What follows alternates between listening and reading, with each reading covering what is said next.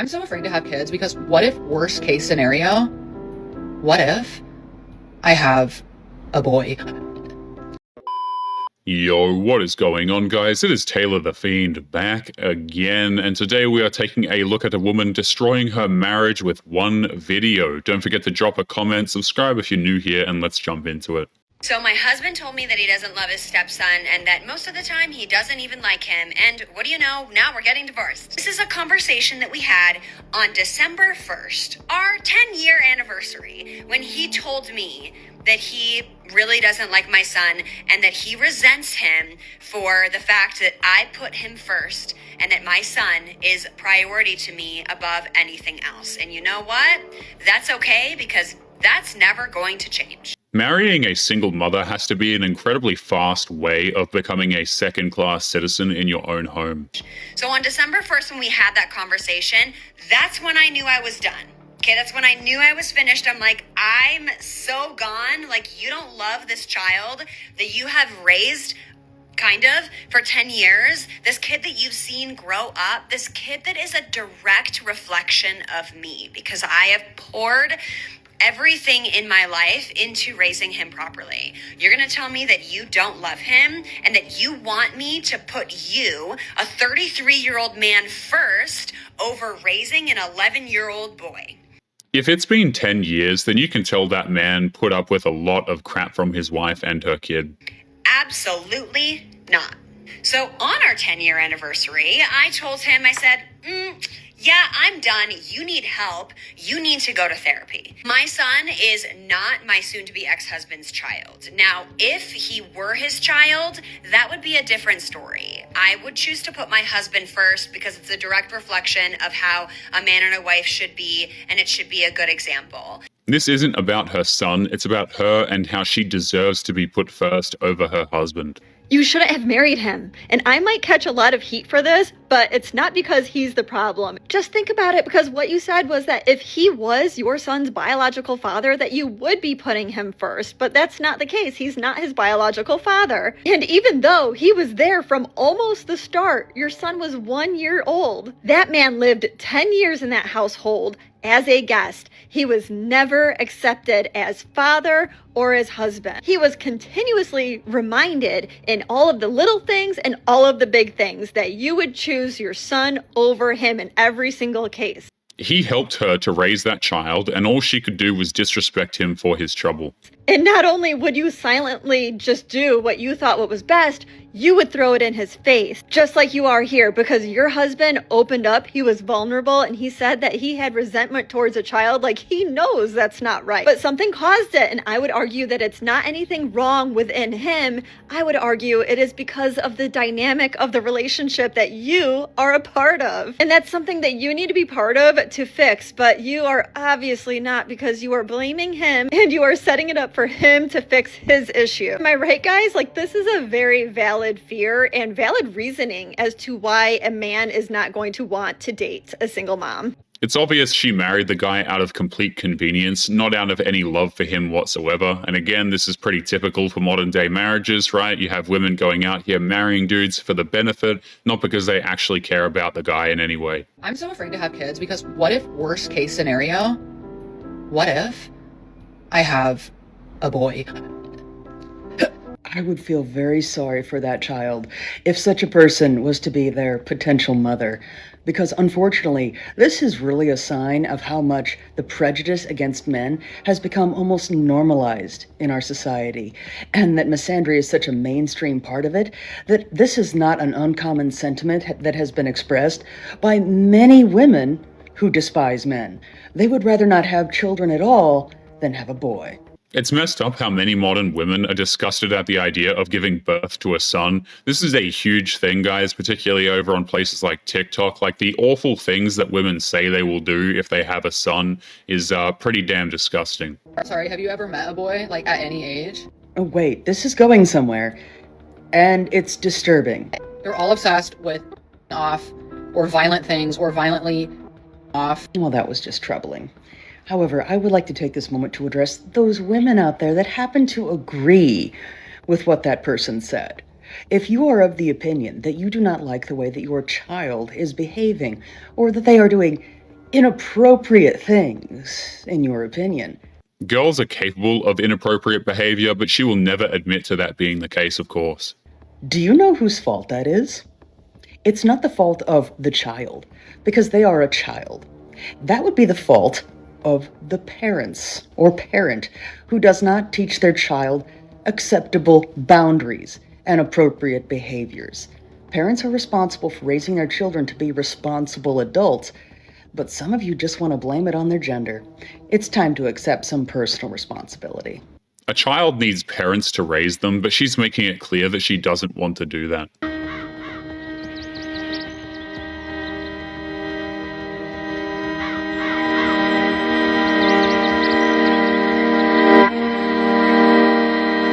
They are solving the problem, so what does chivalry have to do with anything? Have to make $500,000 a year to date you. First of all, a gold digger is a woman that goes after a man for his money. So I would date a man if he has money. I want a man with some money.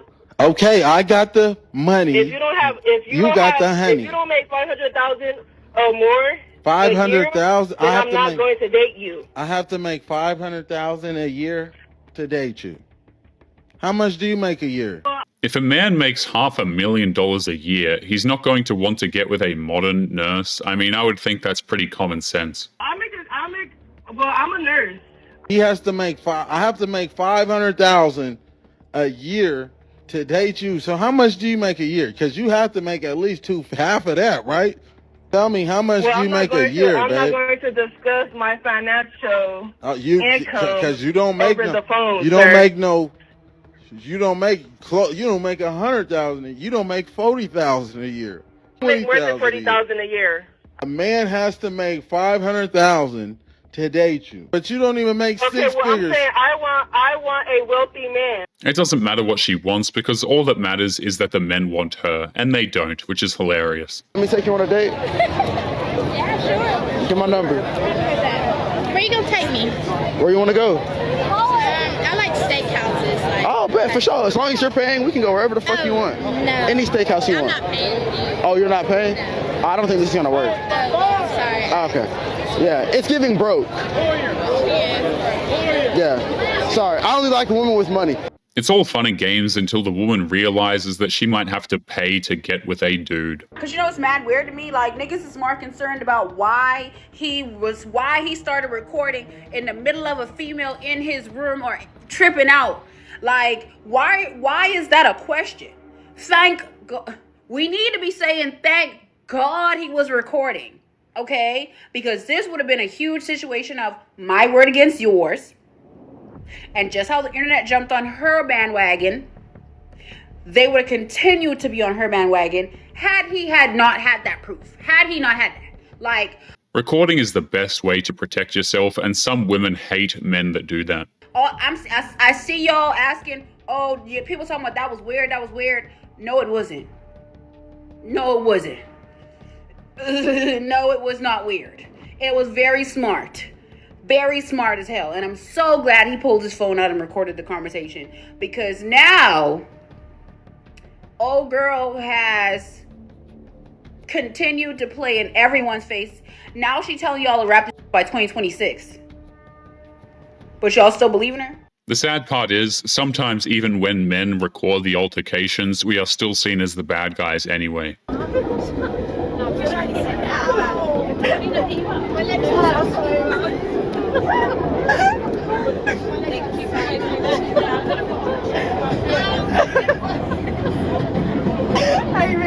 So you think just because you're a woman that you have this privilege for a man to get up out of his seat, and he's probably tired as hell too? You know what I'm saying? He probably putting in that pain, putting in that work, you feel me? At an actual job, you feel me? And you like you just got back from shopping.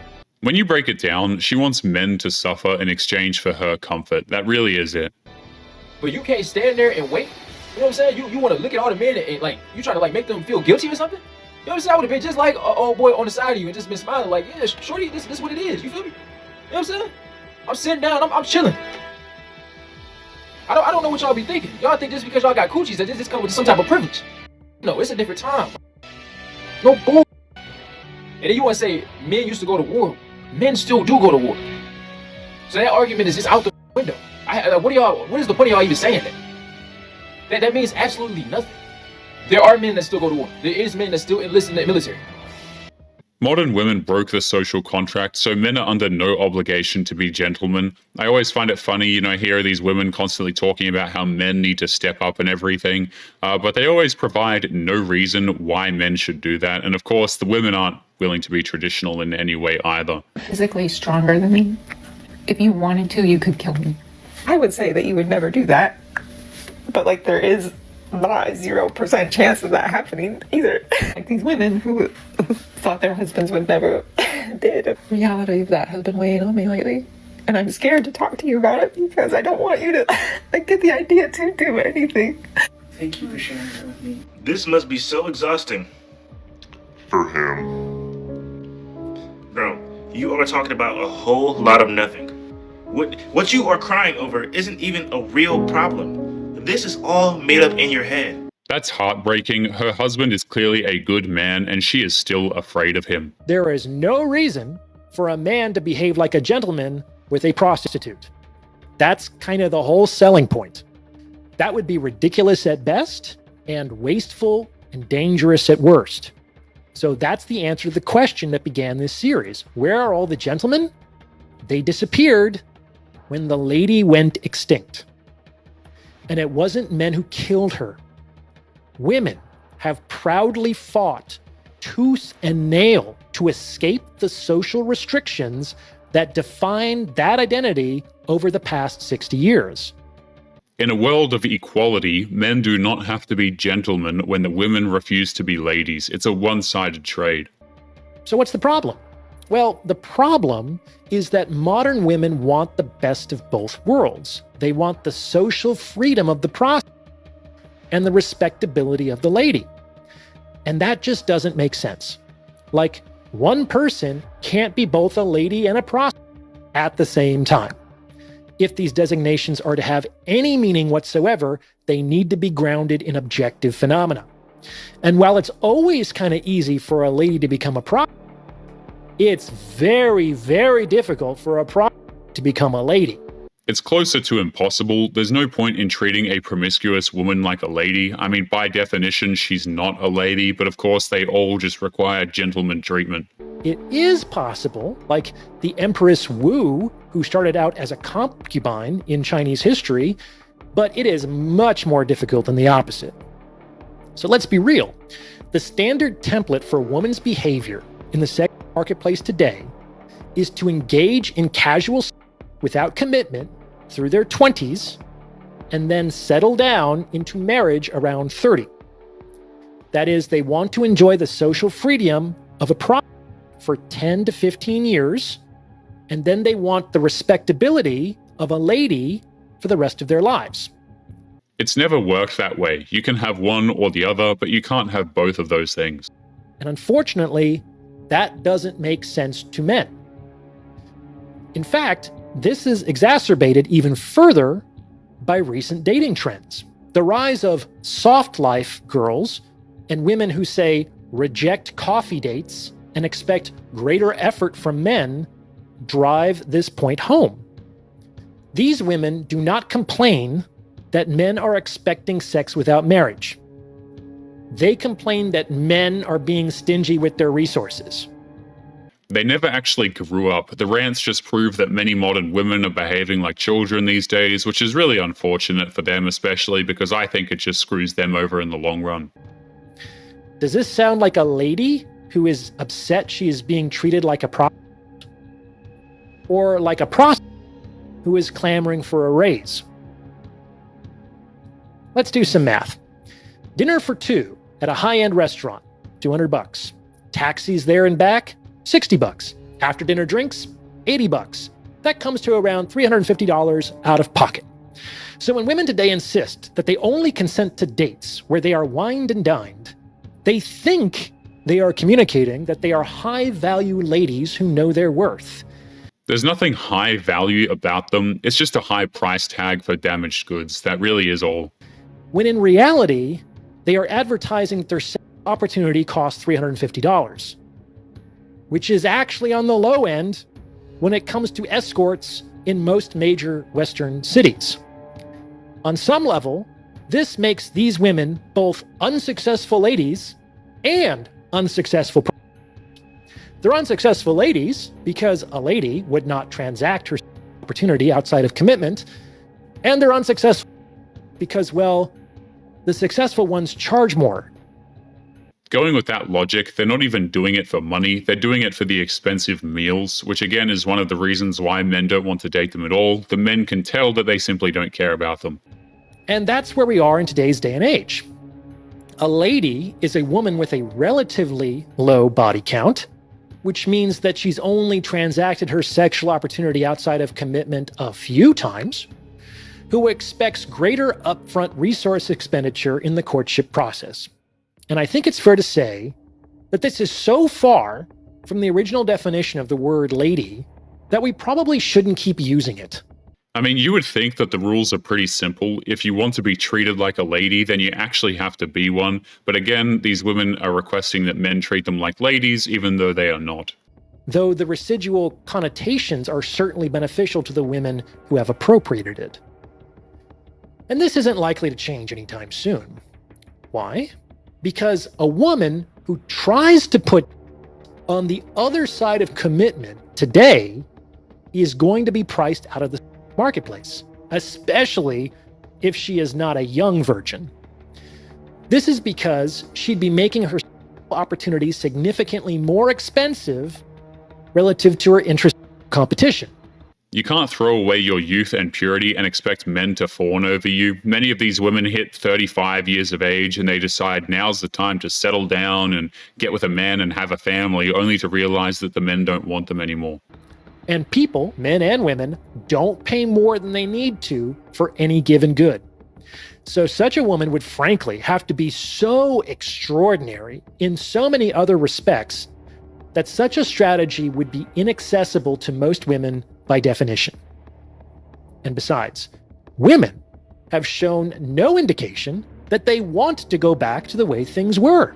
That's not entirely accurate. Many women are begging men to rescue them from their jobs. It's this whole thing over on TikTok, guys, where women are regretting feminism because they're realizing that now they have to work until retirement instead of relying on a man. And now they're begging men to rescue them from their jobs. And also, many of these women, even without saying that, of course, still want a man to be the breadwinner, still want a man to pay the bills, and so on.